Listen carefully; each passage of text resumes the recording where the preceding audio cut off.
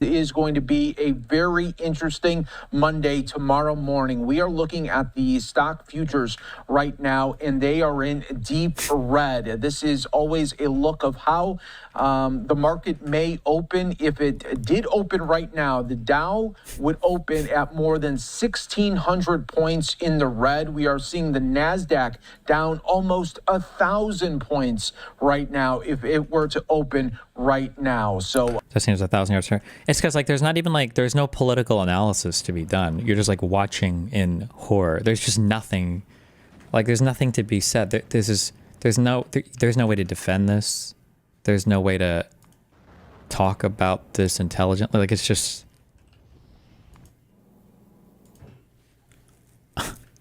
unhinged, autistic, retarded.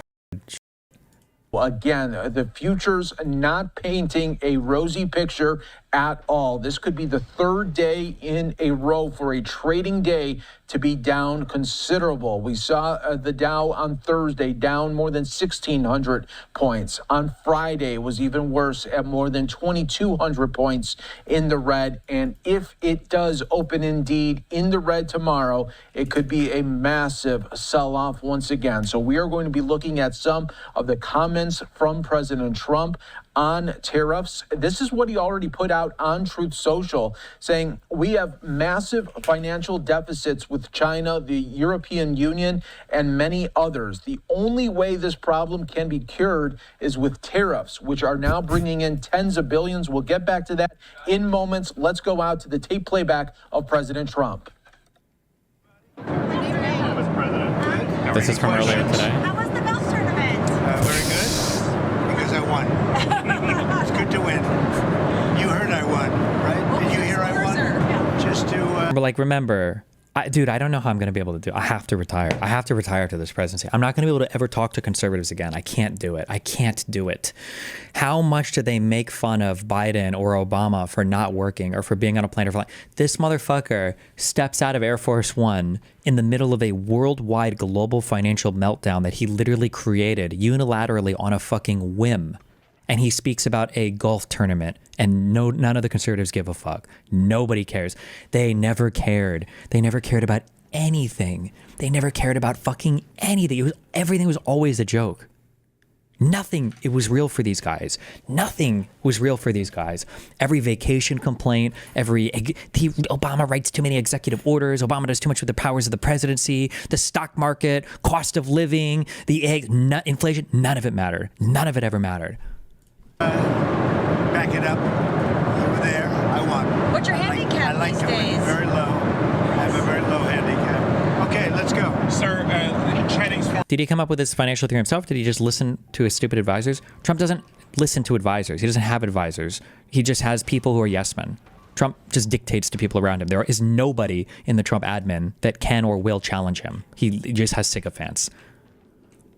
Very low. I have a very low handicap. Okay, let's go. Sir, Chinese foreign... Back up a little Sure. bit. The Chinese Foreign Ministry said that the market has spoken when asked about the tariffs. What do you make of that? The market has spoken when they look at the fact that we have $1 billion trade deficit. When you look at the trade deficit that we have with certain countries, way over $1 billion per country. But with China, it's $1 trillion. And we have to solve our trade deficit with China. We have $1 trillion trade deficit with China. Hundreds of billions of dollars a year we lose with China. And unless we solve that problem, I'm not going to make a deal. Now, I'm willing to deal with China, but they have to solve their surplus. We have a tremendous deficit problem with China. They have a surplus of at least $1 trillion a year. I think it's like $1.1 trillion. And I want that solved. And no other president's taken it on. I had to take it on the last time. And then we had a rigged election. No other president's taken it on. Rigged, and he still even repeats that talking point. The rigged election. President of the leader of the free world, president of the United States, doesn't believe in the results of the last U.S. election. Can you stop crashing into my shit? And so China is, you know, they say the market's spoken. The market, China is right now taking a big hit because everyone knows we're right. they have to pay tariffs because otherwise we have a surplus, that they have a surplus with us that is not sustainable. Mr. President. And we're talking about $1 trillion. You know that, right? We're not going to lose $1 trillion for the privilege of buying pencils from China. Just pencils? On the idea of crashing the markets on purpose, there's been some speculation, partly because of the video that was posted on Truth Social, that there was some sort of deliberate effort on your part to have the market sell off. Can you talk about that? No, that's not so. But I do want to solve the deficit problem that we have with China, with the European Union and other nations. And they're going to have to do that. And if they want to talk about that, I'm open to talking. But otherwise, why would I want to talk? And as you know, because of the tariffs, we have $7 trillion already committed to be invested in the United States, building auto plants, building chip companies. And You know what needs to happen? You know what needs to happen? But they won't do it because they're pussies. And because fuck capitalists, this will turn me into a socialist faster than anything else. These pussy fucking corporations. The people that have committed money to building in the U.S. should pull out. They should say, we can't do this. This is not a friendly business environment any longer. And we feel like we don't feel comfortable doing business in the United States. It's too unpredictable, too chaotic. And they should start pulling their investments. And then Trump would lose this talking point. That would be brutal for him, too. All sorts of companies are coming into our country at levels that we've never seen before. Biden had nothing coming in. This was a dead company this was a dead country with Biden. He didn't know what he was doing, and that's now been proven at least. Trump, this weekend, you talked to a lot of leaders this weekend. Can you tell Something's us, been were there proven. any deals made? I spoke to a lot of leaders, European, Asian, from all over the world. They're dying to make a deal. But I said, we're not going to have deficits with your country. We're not going to do that because to me a deficit is a loss. We're going to have surpluses or we're at worst going to be breaking even. But China would be the worst in the group because the deficit is so big and it's not sustainable. He's economically illiterate. But I mean, I guess the whole, this is what Richard Hanania talks about with low human capital, that the conservatives have always just been bad on human capital. Their people are just dumber. So like, what do you do? And you know, I was elected on this. This was one of the biggest reasons I got elected, was exactly because of this. And we're going to put tariffs, we've already put them on. It's not a question of we will. We're going to put them on. And those tariffs next year will make us $1 trillion. In addition to the $1 trillion, thousands of companies are going to relocate back into the United States. In North Carolina, already furniture people are starting to move back in Detroit and Michigan, which I won because of what I said, what I'm telling you. Car companies are starting to open up. In Indiana, a big one is under construction, as an example, Honda. But they're moving in like nobody's ever seen this before. So it's unsustainable for us to allow China to have surpluses of $1 trillion. We will be taking in over $1 trillion Japanese markets trip the circuit breaker? short period of time with the tariffs that I've already instituted. They're already in place. Now, what's going to happen with the market, I can't tell you, but I can tell you our country has gotten a lot stronger. And eventually, it'll be a country like no other. It'll be the most dominant country economically in the world. Absolutely. Which is what it should be. Is there a Trump put though? Is there pain in the market at some point? You're unwilling to tolerate this idea of a Trump put. Is there a threshold? I think your question is so stupid. I mean, I think it's I don't want anything to go down, but sometimes you have to take medicine to fix something, and we have such a horrible.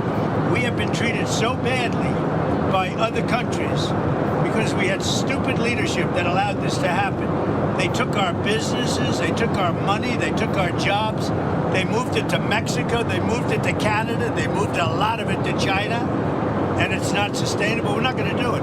Now we have hundreds of billions of dollars is pouring into our country. on a monthly basis. It's pouring. It's already started because I put tariffs on. And eventually it's going to straighten out and our country will be solid and strong again. Elon Musk has said he hopes for zero tariffs between the U.S. and Europe. Is that a place you'd like to also get to? Well, the problem is that Europe has made a fortune with us. You know, Europe also has had a tremendous surplus with the United States. Europe has treated us, it's a little smaller, but they've treated us very, very badly. China has, but Europe has also. Europe has been very, very bad to us. Like, he's not even a good fascist, because like I said before, one of the big fears when it comes to running tariffs and all this type of shit is you make it so that now you can reward people who are loyalists to your administration. Why didn't Trump, imagine the political power Trump could have. You know how Canada's conservatives have been fucked, right? Imagine the political power Trump could have if he would have went to Pierre or whatever and negotiated. Canada won't have any tariffs because I believe in your conservative leader here. Canada's going to be free from all of my economic stuff. Like, there's so many things that he could have done to abuse this, and he can't. He's just actually fucking retarded. He's just retarded in every sense of the word. Europe has like, he can't even do fascism well. He's so stupid. taken our leaders for a ride. They don't take our cars. They don't take our food products. They don't take anything. And we take their cars, Mercedes, Volkswagen, BMW. You know, we take their millions of cars. They take no cars. They don't take our farm product. They don't take anything. Europe's treated us very badly. We put a big tariff on Europe. They are coming to the table. They want to talk. But there's no talk unless they pay us a lot of money on a yearly basis. Number one for present, but also for past. Because they've taken a lot of our wealth away, and we're not going to allow it to happen. Sir, have you talked to any tech leaders over the weekend about the tariffs? Yeah, I talked to the biggest in the world. I talked to the biggest of them all. Many of them. Like, he sounds... I'm sorry.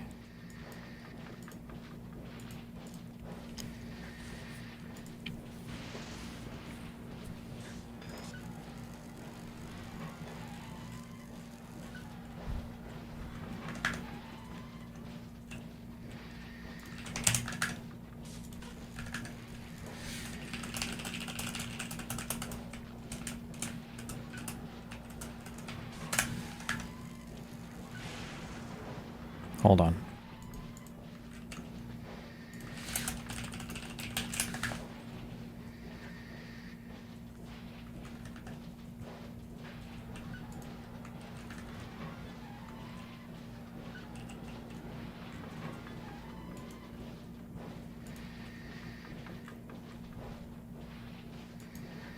Fuck. I can't find the original. Hopefully this lady doesn't fuck this meme up too much.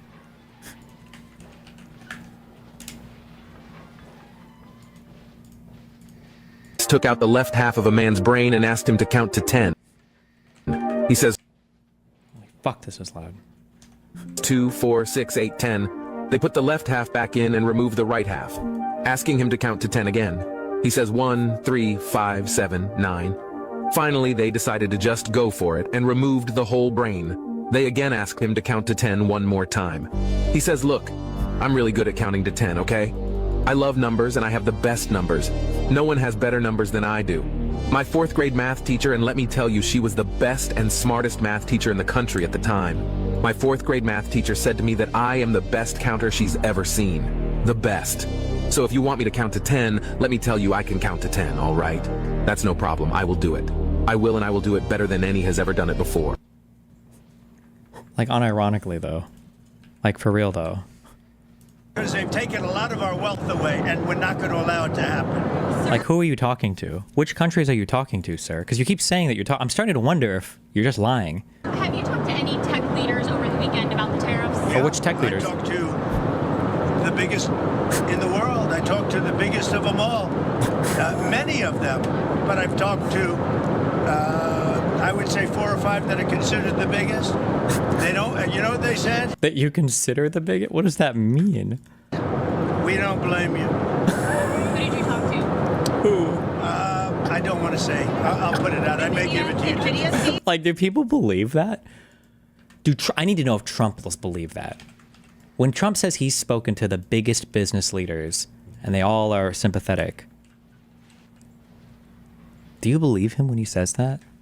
I have to find out if they mind. You know, I don't know if that was a confidential call or not, but we had 5 or 6. I've spoken to many countries. They all want to do, just so you understand the power of what I'm doing. Every country is calling and being very solicitous of us. Very, very nice. They're being very nice. And we have to be able to justify. This is not sustainable. The United States can't. Oh, true. Look, also, I was vindicated on this. Trump is a fucking moron, okay? And I was always right. And this idea of like, well, they're billionaires, they're smart. Bullshit. I was so right. A single fucking clip in the past 8 years of Donald Trump speaking intelligently about anything, policy decision, domestic or foreign. Anything, you will not find a single one. Not even a single clip. Not even one. The President of the United States speaking like he has any fucking wherewithal whatsoever what's going on policy. Donald Trump, if you put him on stage right now, he wouldn't be able to tell you what a tariff is. He wouldn't be able to explain the responsibilities of the 3 branches of government. He wouldn't be able to do it. He doesn't know what the Attorney General is for. He doesn't know what the Department of Justice. He has no fucking concept of any of these things. But he gets a pass by it because the media won't press him on it because they don't want to seem biased and because his supporters are fucking idiots. Strong word. And another challenge. A reward of $10 for Donald Trump speaking cogently. About any policy, domestic or foreign, over the past 8 years. Something that where you listen to the guy and you're like, oh shit, this guy knows some shit. He knows some shit. We'll set up a special email address or something for the submissions. True and based. Sorry, back to my president. Can't lose $1.9 trillion on trade. We can't do that and also spend a lot of money on NATO in order to protect European nations.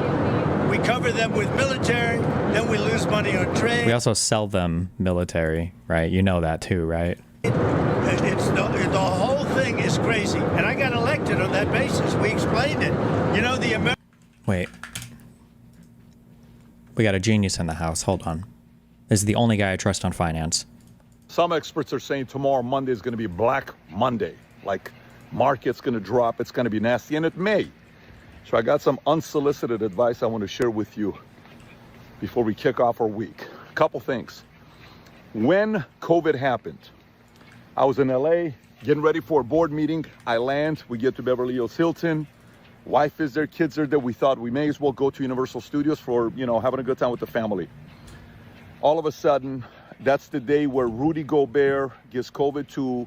Donovan Mitchell, Disney closed down, Universal closed down, NHL shut down. We're in LA. We're like, what the hell is going on? We got on a plane. I said, babe, we can't stay. We got to go back. Everybody canceled the board meeting. We flew back to Dallas, dropped our family, came back to the office, was at the office till 3, 4 o'clock in the morning. And the Gober clip is insane, by the way. Which Gober clip? One thing I studied was the following. My entire business insurance is face-to-face. I have to sit down in front of you to sell you. So imagine you got 15, 20,000 insurance agents nationwide. None of us know how to sell on Zoom. We've never done that before, right? So it was a big disruption to our business. Every one of my guys was frightened of what's about to happen. I stayed there. First thing I looked at was the following. In the history of America, I looked at every pandemic that took place, top 10, worst pandemic on how the market performed. And it's... Oh, hold on. I've never seen this before, but I wonder if he's about to give the most... Is he going to pretend that he did original research? Should I try to guess it? There's a commonly cited thing. I'm not going to be able to remember what it was exactly, but basically the idea is that, like, 90% of market gains happen within, like, 9 days when something is rebounding, which is why you don't ever try to time the markets because you can miss everything. I don't know if he's going to say that or something totally different. Destiny worse? Oh, boy. Hold on. Shows, the collapse and all this other stuff, nasty. Out of 10 pandemics that we've had, 9 of them, whatever the drop was that was drastic, within 6 months, it recovers and goes above and beyond. The only one that it didn't recover for 18 months was the AIDS pandemic that we had. So what's the point here? You didn't have to do that research, by the way. I don't know why you said you went back and looked when this is like the most common fucking investing advice in the entire fucking world. But thanks for going back and checking, I guess. Market tanked, and it went to like 18,000 Dow. I don't know what it was, but some number like that. One of my good friends was so afraid of where the market was going to be going that he took 100% of his money out of his investments. We're talking 10 million goes down to 5 million. He takes the whole thing out. 3 months after he takes the whole thing out, everything goes back to normal price that it was before and beyond. But he lost $5 million. So what's the moral of the story? Whether tomorrow is going to be black, if it's Black Monday tomorrow, I'm losing tens of millions of dollars tomorrow, and purely investment-wise. But if it is, pump the brakes, not your financial advisor, seek counsel. I got to put that disclaimer out there. Pump the brakes, don't make an emotional decision. If you're a passive investor, not an active one. Active is somebody that watches it 24/7 and is managing everything that's going on. But if you're passive, 401k, mutual funds, stocks, bonds, stuff like that you have, that all of them, oh my God, Bitcoin went to this, Ethereum went to this, look at the Tesla, look at Max 7, look at what are we going to do? Just pump the brakes. This tariff situation is going to come about, and it's going to go. You have to know one thing that the president knows, and every CEO of every job knows. If the market goes into shits, guess what? The other party's taking over midterms. I don't know if you understand what I'm saying to you. So every leader knows when you come in and you make some drastic changes, it better work or else the other side's going to get a job. They know that. Trust me. So having said that, long term, future looks bright. Short term, only the paranoid survive. Whatever you do, try to tap into your ability to reason. Not emotion, but logic and reason. If you do that, we're all going to be fine. But I will tell you, we are about to go through some bumpy. This is why I call 2025 the year of surprises, because I knew this was coming up. And I knew if the president was going to do what he said he was going to do with tariffs, oh, lots of enemies. And many of the enemies he was going to create were going to be domestic.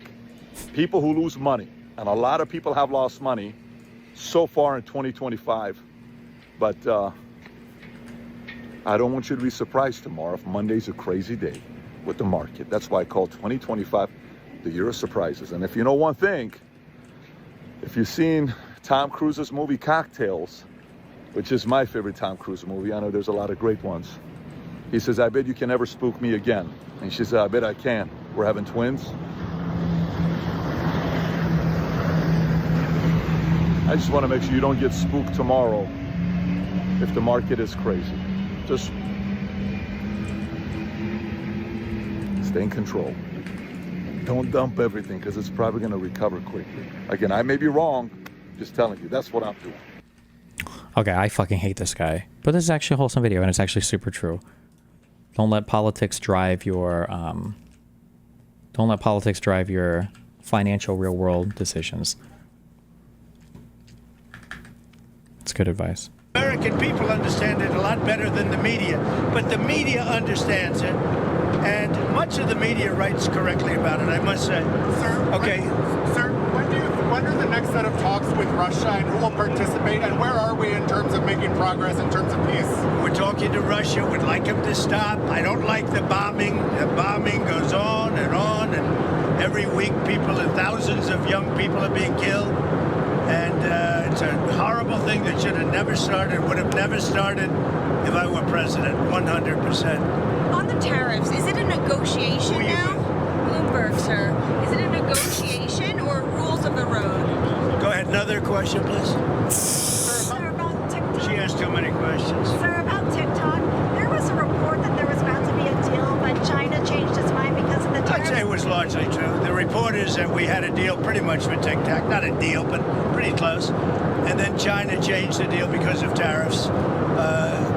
If I gave a little cut in tariffs, they'd approve that deal in 15 minutes, which shows you the power of tariffs, right? President, former New Hampshire Governor Chris Sununu is saying that he'll win the open Senate seat in New Hampshire and that he has no doubt you'll support him if he runs. Is that true? True. I told him. He came to my office, came to the Oval Office, and met with Chris Sununu, and I support him fully. I hope he runs. He's been very nice to me over the last year or so. But no, I hope he runs. I think he'll win that seat. Sir, when we get into late summer, early fall, and people are doing their back-to-school shopping, do you think they'll have inflation to worry about at that point? I think there's not going to be. I don't think inflation's going to be a big deal because if you look at me, I took in hundreds of billions of dollars. This is not new to me. I took in during my 4 years hundreds of billions of dollars from China, and we also took in a lot of money from other countries, but in particular China, because it was just getting started, and we had no inflation. Who had inflation was Biden. Biden had the worst inflation in the history of our country. Yep, I had Biden. no inflation. That darn Biden. We had a perfect country. We had no wars. I ended them all. I defeated ISIS. Everything was good. And then with this And then numbskull goddamn got Biden as came they in. really call themselves now numbskulls. But when he got in, bad things happened to our country, including our open border. And now we're doing very well with, we have the best numbers on the border that we've ever had. Speaking of the border, have you talked to Attorney General Pam Bondi recently about the cases going on with the deportations? Yeah, sure. It's really sad when you think that Biden allowed millions of people to come in, and if they find one, now I will tell you, the one, somebody said he's a member of MS-13, not Tren de Aragua. He's a member of MS-13, and therefore he should immediately be brought back. Well, MS-13 is just as bad as Tren de Aragua. So they say, oh, we made a mistake because he's not with them, he's with MS-13. Bring him back, bring him back. Is that what they say? MS-13 is a very bad group. Sir, how concerned... Maybe as bad, actually. How concerned are you about the measles outbreak? There was another fatality today, and what else would you like to see in terms of the response? Well, I think they're doing reports on it. It's so far a fairly small number of people relative to what we're talking. So far, a very small number of people. Wait, what was this? What am I thinking of right now? Of a thing, that, like some disease during Trump's first term, I think, that didn't impact too many people. It was just a small number of people, and there weren't very many people sick initially. And Trump said that it wasn't going to be any bigger than that. Talking about something that people have known about for many, many years. I mean, measles has been, this is not something new. And we'll see what happens. But certainly, if it progresses, we'll have to take action, very strong action. El Salvador's president said on X that he'd been invited to the White House on April 14th for a working visit to discuss Tren de Aragua and MS-13 and other ways we can support each other, the U.S. and El Salvador. I was curious if you could expand more on what some of these other ideas you have for El Salvador. Well, I think, you're in the way of that camera, by the way. You should at least say that the camera operator should probably say that she's shooting the back of your head, I don't know why she doesn't say it. I have to say it instead. I have great respect for him. I know him. I've known him for a long time. He's a young leader, and he's very tough on crime. Very, very tough on crime. And in their system, their prison system, they spend a tiny fraction of the money that this country spends. So, but he is coming in, I don't know when, but he is coming in sometime over the next couple of weeks. What are you and Prime Minister Netanyahu going to speak about tomorrow? We're going to talk about trade, and we're going to talk about the obvious subject. You know what the obvious subject is? Do you have any news for us? He's an actual retard. He's an actual retard. He's an actual retard. What are you going to speak about tomorrow? We're going to talk about trade, and we're going to talk about the obvious subject. You know what the obvious subject is? Do you have any news for us? I'm trying to do trade just to keep it down. No, look, there's a lot of things going on with the Middle East right now that have to be silenced. We had no problem with the Middle East. Everything was done. We had no problem with Iran. We had no problem with anybody. And then you had October 7th. And that was all because Iran, as you know, was not giving money to anybody because they had no money. Now they have a lot of money. So we'll see what happens. Go back to El Salvador. The president there said he would be willing to take American citizens in the federal prison population. Is that one of the ideas you're going to be discussing? Well, I love that. If we could take some of our 20-time wise guys that push people into subways and that hit people over the back of the head and that purposely run people over in cars, if he would take them, I'd be honored to give them. I don't know what the law says on that, but I can't imagine the law would say anything different. If they can house these horrible criminals for a lot less money than it costs us, I'm all for it, but I'd only do according to the law. But I have suggested that, why should it stop just at people that cross the border illegally? We have some horrible criminals, American grown and born, and if we have somebody that bops an old woman over the head, if we have somebody that is in jail 20 times and goes back and shoots people all over the place and then has a bad judge or a bad prosecutor that do nothing about him, all they worry about is politics, they don't worry about that. I think if we could get El Salvador or somebody to take them, I'd be very happy with it, but I have to see what the law says. Okay, what else? Can you say, did you agree to lowering tariffs for any of the countries that you spoke to today? So What you understand, Jennifer, you have to understand this. Jennifer. We have massive surplus countries that we're dealing with. We have massive deficits. We've got to straighten that out because you can't continue to be that way. It's been that way for years now, and it can't go on any longer. And we're the piggy bank. We have all the advantages. Forget markets for a second. We have all the advantages. We're going to straighten out. We're going to become a wealthy nation again. Wealthy like never before. And we're not going to let other nations that have been ripping us off, whether it's China or the European Union, with all of the European nations that have just it's been like a feast. Look, the European Union was formed for one reason. You know what that was? To take advantage of the U.S.? To rip off the United States. So put that in your bonnet. I hope Put that in your bonnet. Have a good time. Thank you for your time, Mr. President. Thank you. It's ogre, isn't it? It's all ogre. Oh, man. It's truly ogre.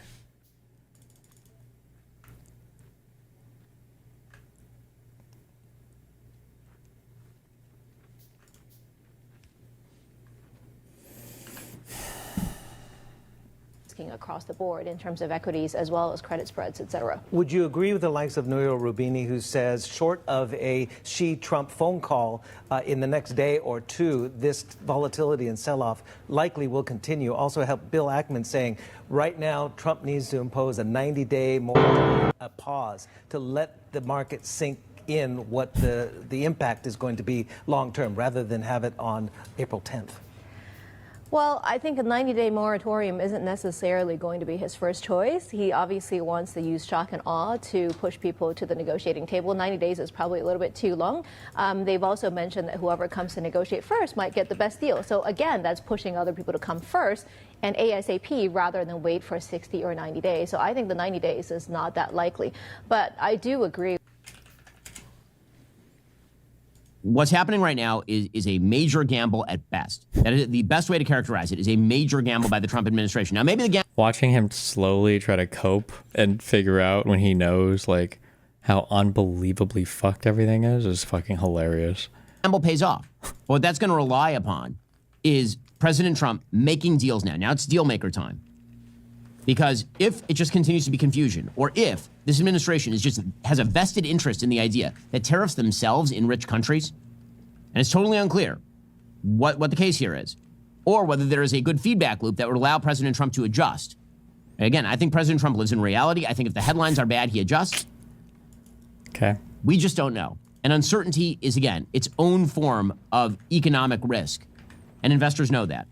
So again, to sort of explain the steelman theory of what President Trump is doing right here, I asked my friend, Perplexity AI sponsor of the show, how much would the cost of America's debt service drop over the next year if the yields on the 10-year treasuries drop from 4.75%, which is what they were in January or so, to 3.5% currently? They're just below 4%. And Perplexity says, based on the provided calculations, if the yields on 10-year treasuries drop from 4.75% to 3.5%, the cost of America's debt service would drop by approximately $103 billion over the next year. That calculation assumes a total U.S. debt of $33 trillion. 25% of the debt is tied to 10-year treasuries, and the yield decreases from 4.75% to 3.5%. So, wow, $100 billion. Wow, what's our budget deficit? Over $1 trillion? That's deficit, by the way, not our total debt, which is like 36 or 37 trillion. Our budget deficit, just our shortfall in our budget, I think is over $1 trillion. Wow, okay. So we're just crashing the whole world. By the way, whatever we raise, even if this stupid refinance bullshit is even possible, whatever we raise here is going to be immediately wiped out by the economic contraction and the decrease in revenues as a result of said reduction in economic activity. But theoretically, it could be a little bit more. You could also get revenues that are taken in by the tariffs, which effectively, as I mentioned, is in fact a tax increase. So you could talk about the reduction of the American debt servicing, if you used all that money to pay off the debt, for example, of several $100 billion. Now, the reality is that over the long term, that isn't going to solve the problem. Only serious restructuring of entitlements is going to solve the problem, particularly means-based entitlement programs. However, if the idea is to bend the cost curve down, and then meanwhile, you're ramping up, for example, AI and productivity in order to make up for the vast expenditures, and so it's a short-term pain in order to kind of hold steady. Yeah. That's the best case that you can make for these. Maybe that's what President Trump is doing, and what that's going to require. You really is think that's not what he's only doing, Ben? that the bond yields remain fairly low, but also it's going to require a pathway to getting off of the current tariff curve that we are on, because that carries its own inflationary risk.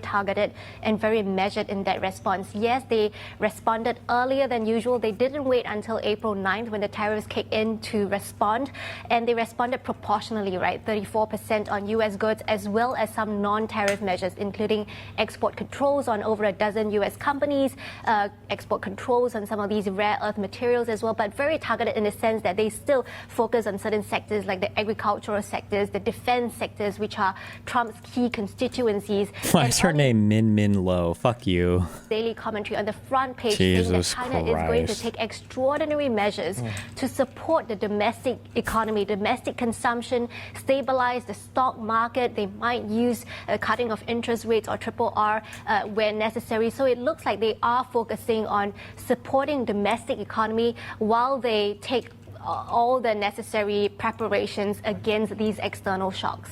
Well, they do have fiscal levers still to pull and monetary as well. But what about the yuan? So far, they've kept it fairly stable throughout all of this, and that is something Pan Gongsheng, the PBOC governor, has talked about, the stability of the yuan. First trade war, in those 2 years, we saw the yuan depreciate some, what was it? 11%. 11%, I think, over a couple of years, right? So is that in the cards, potentially, a weakening? Yeah, I think this is where there is a lot of market chatter, and it does look like the market really doesn't know where the yuan is going to go, because you have some strategists saying that maybe China will do the same thing as before and weaken the currency by 15 to even 30% within a couple of months.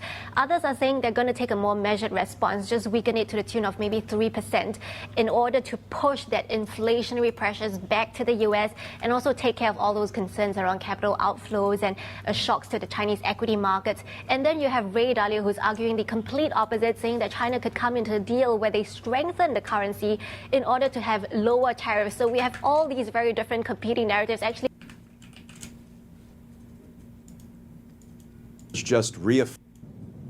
So, friends, a federal judge just reaffirmed that the Trump administration must return to the U.S. a man they unconstitutionally deported to El Salvador. Good luck. And they must do it by 11:59 p.m. on Monday, April 7th. And the judge added that the detention of this man by the Trump administration is, quote, wholly lawless. You know, frankly, that would make a good hashtag to describe the Trump administration more broadly, wouldn't it? Hashtag wholly lawless. Let's talk about that, because justice matters.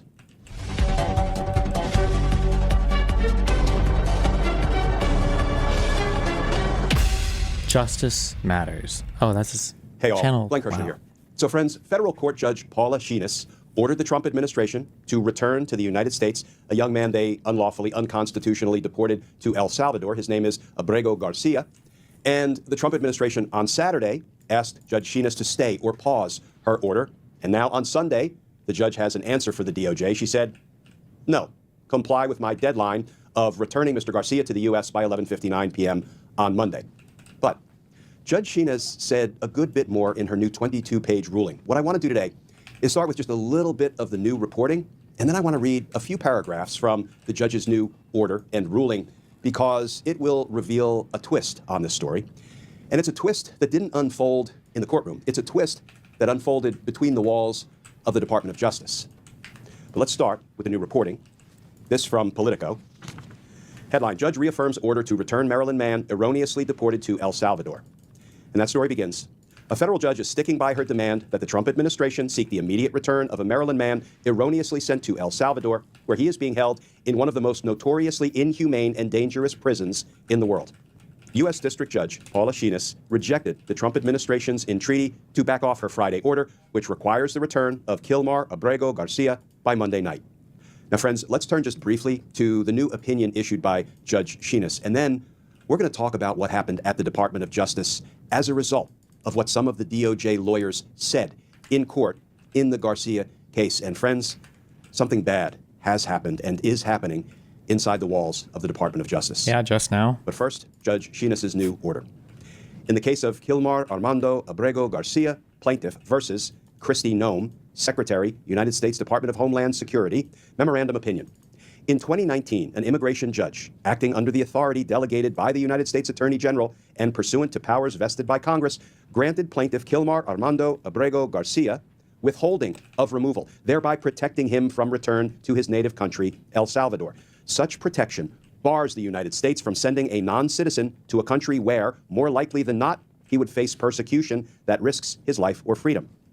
6 years later, without legal notice, legal justification, or due process, officers from U.S. Immigration and Customs Enforcement, ICE, a sub-agency of the Department of Homeland Security, DHS, put him on a plane bound for the Terrorism Confinement Center, CCOT, in El Salvador. Neither the United States nor El Salvador have told anyone why he was returned to the very country to which he cannot return, or why he is detained at CCOT. This quote from the DOJ lawyer who was arguing this case in court, Mr. Ruvini, quote, "We have nothing to say on the merits. We concede he should not have been removed to El Salvador." This quote from the court, the judge. What basis is he held? Why is he in CCOT of all places? And the DOJ lawyer, Mr. Ruvini, says, "I don't know. That information has not been given to me. I don't know." Unbelievable. That silence is telling. As defendants, essentially the Trump administration, as defendants acknowledge they had no legal authority to arrest him, no justification to detain him, and no grounds to send him to El Salvador, let alone deliver him into one of the most dangerous prisons in the Western Hemisphere. Having confessed grievous error, the defendants now argue that this court lacks the power to hear the case, and they lack the power to order Abrego Garcia's return.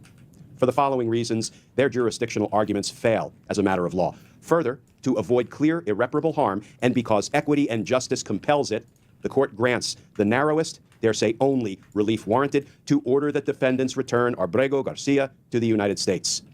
So friends, I read you those few paragraphs from the new ruling by Judge Sheenis because I wanted you to hear the exchange between the DOJ lawyer who was arguing the case in court, Mr. Ruvini, and the judge. I mean, Mr. Ruvini was struggling to answer the judge's questions, and he was answering as honestly and candidly and accurately as he could, but he acknowledged he didn't have a lot of information that would help answer her questions. So when the judge wanted to know, why is Mr. Garcia being held in a prison in El Salvador, the DOJ lawyer, Mr. Ruvini, answered candidly, honestly. He said, "We have nothing to say on the merits. We concede he should not have been removed to El Salvador." And the judge... Uh-oh. Not good. Did you just admit a mistake? What did we say about the Trump admin? Never admit mistakes. Said, well, what's the basis that he's being held? Why in CCOT of all places? And Mr. Ruvini said, "I don't know. That information has not been given to me. I don't know." Friends, when you are an attorney at the Department of Justice, I was there for 24 years. First of all, you must answer truthfully, accurately, candidly, honestly. And if you don't know, indeed, if you are required to concede that the seizure of somebody was unlawful, the deportation was unconstitutional, and you have no good answer for why that person is being held in a prison in a foreign country, you must give those answers. You can't make stuff up. I wasn't going to say stuff there. You can't make things up. Sometimes the most important answer an attorney can give to a judge is, "Judge, I don't know." And usually you follow that up with, "Judge, I will endeavor to find out, and I will come back before this court, or I will author a pleading and file it with this court, trying to be responsive to the court's questions accurately, truthfully. But right now, Judge, I don't know. The Trump administration, the Department of Justice, hasn't provided me that information." Indeed, there is no good information because this was lawless and unconstitutional, and Garcia shouldn't be in that prison in El Salvador for any number of reasons. So, I think the next part of the story is, I think the attorney goes back to Pam Bondi, and then she concedes, "Fuck, I didn't send you there with the proper information," and then I think she gives him what he needs to go back to the court or to do a filing, I think, is the next part, right? Mr. Ruvini didn't have answers, and he couldn't have been expected to have good answers, lawful answers that would satisfy the judge, because Trump is acting in a wholly lawless way. So what do you think happened to DOJ attorney Ruvini? who went in there and did the best he could under horrific circumstances because the Department of Justice leadership, Bondi and company, set him up. Well, here's what happened, friends. He got the information, and then he did the filing just like he was supposed to. This from Reuters. U.S., meaning the Department of Justice, sidelines DOJ lawyer involved in deportation case, which judge calls wholly lawless. Oops. And that article begins. U.S. Attorney General Pam Bondi said on Sunday a Justice Department attorney had been placed on leave after he failed to vigorously defend the government's handling of a man erroneously deported to El Salvador in what a U.S. judge called a wholly lawless detention. At a court hearing on Friday, Justice Department lawyer Irez Ruvine struggled to answer questions from the judge about the circumstances of Abrego Garcia's deportation. Ruvine said he had raised questions with U.S. officials about why the federal government could not bring back Abrego Garcia, but had received no satisfactory answer. He acknowledged what he called an absence of evidence justifying Abrego Garcia's detention and deportation. He just acknowledged the true state of affairs. Judge, I don't know. We don't have that information. I wasn't provided it. And I'm sure at some point in the hearing, he offered to supplement the record when he could get some answers to respond to the judge's questions. I can tell you in the ordinary course of business, for 30 years as a federal prosecutor, that's what we do. If we don't have information that we'd like to have, that maybe we should have, we promise the court we will provide it promptly. But friends, it wasn't only DOJ lawyer Mr. Ravini who was punished, who took the fall here. Get this, as reported by Reuters. Get this, guys. Bondi told Fox News Sunday that Ruvini was no longer actively working on the case or in the department. Quote, it's a pending matter right now. He was put on administrative leave by Deputy U.S. Attorney Todd Blanche on Saturday. Bondi said, you have to vigorously argue on behalf of your client. Ruvini's supervisor, August Flenche, was also placed on leave, ABC News reported. The Justice Department did not immediately respond to a request for comment on the report. You know, friends, nothing is more corrosive to an organization than when your high supervisors, your top leadership, the AG and the deputy AG, don't have your back. Even worse than not having your back, they punish you when all you did was answer a judge's questions honestly, candidly, accurately, as you are ethically obliged to do. You know, I am maybe not the expert on leadership or supervision. I will say I supervised Army JAGs. When I was in the Army JAG Corps, I supervised lots and lots of federal homicide prosecutors. When I was chief of homicide at the D.C. U.S. Attorney's Office, and I think most of what I learned about leadership and supervision I learned in the Army. I also learned from my father. I learned from my high school football coach and my college football coach and great supervisors that I had the opportunity to work for both in the Army and at the Department of Justice. And here's what I know. The three most important rules of leadership: support your people, and support your people. Pam Bondi knows nothing about leadership. Instead, she points fingers. She blames her subordinates. She sidelines them. She sidelines their supervisors. You know, that seems to be the Trump administration's approach to everything. We don't like what all of these federal judges are doing. Impeach the judges. We don't like what our own lawyers are going into court and arguing, even though we're not providing them enough information to actually fully argue the case because we know we're doing wrong. So what do? You get rid of your own subordinates, the people that you are there to support. You're supposed to have their back, but instead you stab them in the back. And here is the thing, friends, don't despair about all of this. This is not sustainable. I've been saying for weeks now that Donald Trump and his flunkies and his sycophants and his lapdogs that he has surrounded himself with in his administration might believe they can fire their way through ethical DOJ lawyers. They can fire their way through ethical FBI special agents. They can fire their way through ethical military leadership. But they can't. Do you really think there are that many DOJ lawyers who will now willingly go into court and, make a bunch of bullshit arguments to the judge that Donald Trump wants them to make, knowing that Pam Bondi will stab them in the back in a minute? This is not sustainable. You can't fire your way through 2.1 million honest, ethical, hardworking public servants. We're going to find out. This is not sustainable. And in the long run, this whole cabal will implode. Politically, it will implode. And the rule of law will rise again. Because justice matters. Friends, as always, please stay safe. Please stay tuned. And I look forward to talking with you all again tomorrow.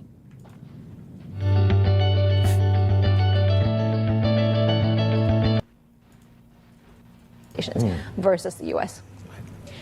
All right, Helen, you're sticking with us. You're going to be with us for the market open as well in just a few minutes. That's Helen Ju, their managing What's opening in a partner few and minutes? CIO Which of market? NF Trinity, and as well our Asia economy and government correspondent Rebecca Chung-Wilkins with us in studio this morning. But as we said, pre-market session just getting underway, and there is plenty of red across the screen. It's important to note as well, this is the first time that Asian markets have been able to react to China hitting back at Trump with the tariffs as well. And so you're seeing really very, very steep losses that are being indicated here for the likes of Alibaba, Xiaomi, HSBC as well. But across the board, really, for pre-market in the session today, we can expect steep losses, tracking what we've seen at the end of last week, what's indicated in other Asian markets today as well. We'll have more ahead. This is Bloomberg.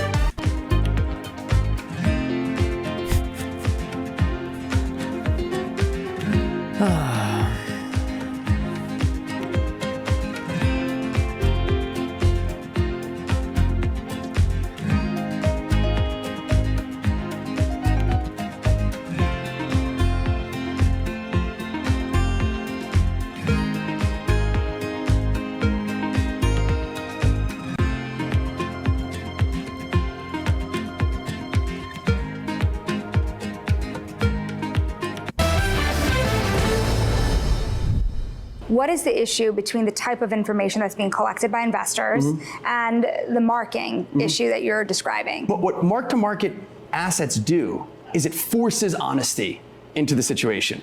We're talking right after the DeepSeek model surprised everybody in its efficiency. It took hundreds of billions off of market caps because it legitimately raised concerns that maybe the future of AI was different. I guarantee you that if you look at other portfolios that aren't marked, they didn't move. If private assets are going to eat the world. Well, it's been fun. We'll be back tomorrow. And we'll see what's left of our markets. Be careful. We're not playing connections today. I think Metalloid is going to stream after. He can conduct his way through the markets or whatever. Good luck, have fun, be careful, don't die.